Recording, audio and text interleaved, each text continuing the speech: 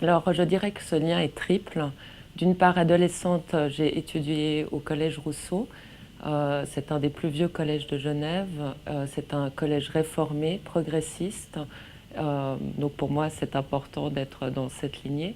D'autre part, je suis politologue de formation et j'ai étudié du contrat social. C'est un des textes fondateurs de notre démocratie.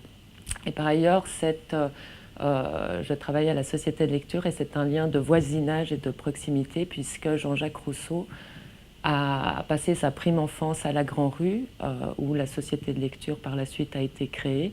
Et sa mère, Suzanne Bernard, a vécu ici et a rencontré le résident du roi de France qui habitait à la résidence de Chapeau Rouge. Et il est tombé amoureux d'elle. Et donc, dans les Confessions, dans le premier livre, Jean-Jacques Rousseau relate cet événement, que Monsieur de la Closure était épris de Suzanne Bernard.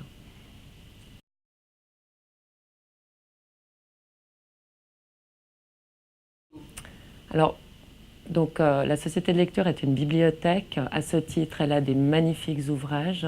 Et donc, Jean-Jacques Rousseau, pour moi, est un des plus grands écrivains de la langue française. Et ça a été un très grand lecteur. Il n'a pas du tout eu un parcours académique linéaire. C'est quelqu'un qui a beaucoup lu avec son père. On l'apprend aussi dans les Confessions.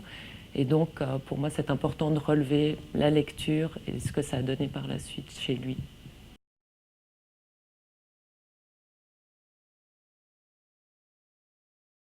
Alors, je dirais à deux titres. D'une part, ses idées philosophiques, politiques, cette idée de...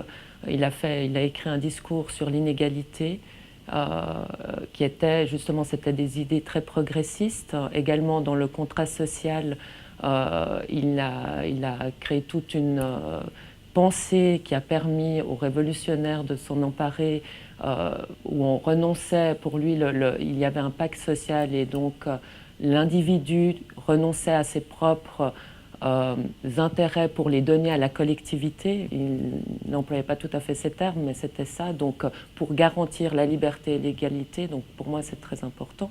Et d'autre part, le côté plus littéraire, donc c'est un pré-romantique. C'est un des précurseurs du romantisme et il a un rapport à la nature qui est aussi magnifique. C'est vraiment ces deux idées-là que je mettrai en avant.